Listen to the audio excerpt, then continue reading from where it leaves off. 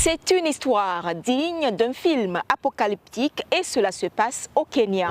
Paul Mackenzie, le chef d'une secte accusé d'avoir incité ses adeptes à se priver de nourriture au point de trouver la mort avant la fin du monde. Nous étions en août 2023.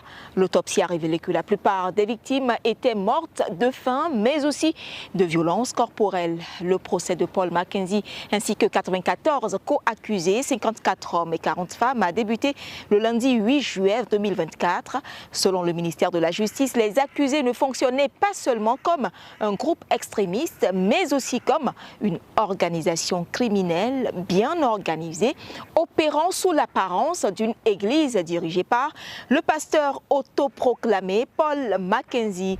Ce dernier avait créé en 2003 son église dénommée Église internationale de bonnes nouvelles. Il l'a ensuite fermée 6 ans plus tard. Jésus m'a dit, le travail qu'il me confiait est terminé, avait-il expliqué avant de déménager dans la ville de Shakahola, dans une forêt avec ses fidèles.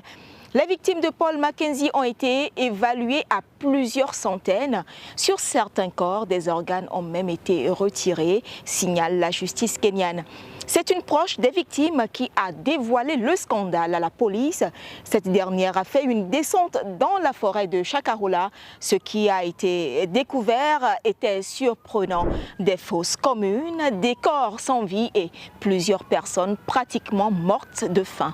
Paul Mackenzie a été arrêté en avril 2023. Le cabinet du ministère de l'Intérieur kenyan avait affirmé que ce scandale est la pire faille de sécurité de l'histoire du pays. De sources officielles, il existe plus de 4000 églises au Kenya. Les tentatives de contrôle du Conseil national des églises ont rencontré une forte opposition, ce qui a favorisé la prolifération des groupes religieux extrémistes.